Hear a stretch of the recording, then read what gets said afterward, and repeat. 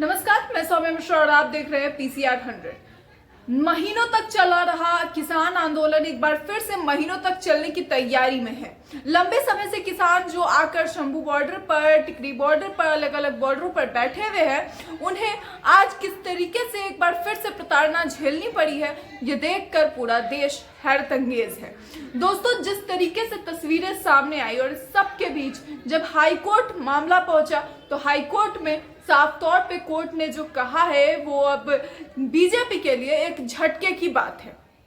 इसलिए है क्योंकि सरकार को उम्मीद नहीं रही होगी इस फैसले की हाई कोर्ट द्वारा, और न सिर्फ इतना, हाई कोर्ट के फैसले से भी किसान जो है वो सेटिस्फाई है, लेकिन इतने भी नहीं कि वो सुप्रीम कोर्ट तक ना जाए। आखिर पूरा मामला क्या है आपको एक एक करके बताएंगे, लेकिन दोस्तों आज की तस्वीरें जो है जरा उस पर नजर डालिए, जहां पर 200 किलोमीटर दूर दिल्ली से पंजाब हरियाणा बॉर्डर के बीच शंभू बॉर्डर पर ये डटे किसान सरकार से के अनुमान से अगर बात करें तो 1200 ट्रैक्टर रैलियों के साथ, 300 कारों के साथ, 10 मिनी बसों के साथ, छोटे छोटे वाहन लगभग 14,000 और उससे 25,000 से ज्यादा लोग वहां पर मौजूद हैं। ये सरकार का एक अनुमान है, एक डेटा है। और इस सब के बाद अब जो है वो पूरा का पूरा प्रदर्शन वहां जो चल रहा था उसके आसपास प्रशासन ने उसे छावनी में उस जगह को तब्दील कर दिया है। छावनी में इस तरह से तब्दील कर दिया है कि लग रहा है कि वहां कोई आतंकवादी है, वहां कोई बड़ा गुट है, वहां कोई नक्सलवादी है, न कि देश के किसान हैं, देश के अन्नदाता हैं। दोस्तों, इस तरह की तस्वीरें अब जो सामने आ रही है वो देखकर पूरा देश ये सोच रहा है कि क्या यही है मौलिक अधिकार मांगने का फल? क्या यही मिलता है जब आप अपने मौलिक अधिकारों के लिए सड़कों पर आते हैं? एक तो मौलिक अधिकार जो सबको मिलने चाहिए और नहीं मिल रहे हैं, तो सड़कों पे आने पे ये मिलता है स्मग बम, टीयर गैस, रबर के बुलेट्स और उससे लगी चूंटे। क्या ये चीजें पाने के लिए इंसान देश में लोकतंत्र की बात करता है? हमारा देश लोकतांत्रिक देश है, हमारा देश संविधान से चलता है, लेकिन जिस तरह की तस्वीरें लगातार सामने आ रही है इससे ये लग रहा है कि हमारा देश संविधान से नहीं, मोदी जी की तानाशाही पे चलता है। और दोस्तों, जनसत्ता की खबर है, जरा नजर डालिए, जहां पर लिखा गया है इंटरनेट बैन और पुलिस का बैरियर लगाना गलत। हाई कोर्ट पहुंचा किसान आंदोलन का मामला, पीआईएल दाखिल कर की ये मांग। पूरा मामला क्या है, जनसत्ता ने क्या खबर लिखी है, जरा नजर डालिए।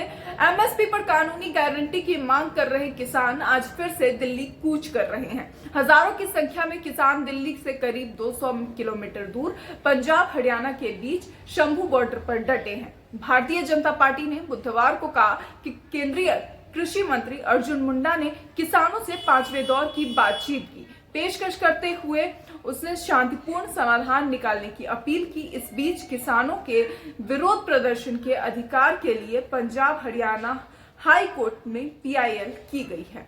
इस बीच किसानों के विरोध प्रदर्शन के अधिकार के लिए पंजाब हरियाणा उच्च न्यायालय में दायर जनहित याचिका पर वकील उदय प्रताप सिंह ने कहा कि मैंने किसानों के पक्ष में एक जनहित याचिका दायर की। राज्य किसानों को विरोध करने के, उनके मौलिक अधिकार का प्रयोग करने से रोक रहा है, बाधाएं उत्पन्न कर रहा है। यानी कि अपने अधिकारों की मांग करना ये किसानों का मौलिक अधिकार है, जिसमें कि जबरदस्ती जो है वो सरकार तानाशाही दिखा रही है अपनी। साफ तौर पे किसानों के वकील का कहना है कि जो मौलिक अधिकार है उनका हनन किया जा रहा है किसानों का। और न सिर्फ इतना, जो बात हाईकोर्ट ने कही है उसके बाद किसानों ने ये भी कहा है कि हम अगर नहीं होगा तो हम सुप्रीम कोर्ट तक जाएंगे, लेकिन अपनी बात मनवाएंगे।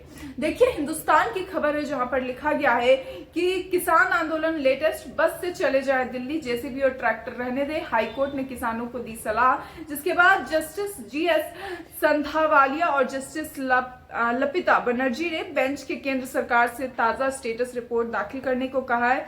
इस सब के बाद किसानों का कहना है कि हम अपनी ट्रैक्टर रैलियां लेकर जाएंगे, भले हमें सुप्रीम कोर्ट क्यों ना जाना हो अनुमति के लिए, लेकिन हम जाएंगे। और अब इस सब के बाद, आज पूरे दिन के प्रदर्शन के बाद, पूरे दिन हल्ला हंगामा होने के बाद, पूरे दिन शंभू बॉर्डर पे जिस तरीके की स्थिति बनी रही, उस सब के बाद अब अब जाकर जो है वो 5वें वार्ता की बात कही जा रही है दोस्तों।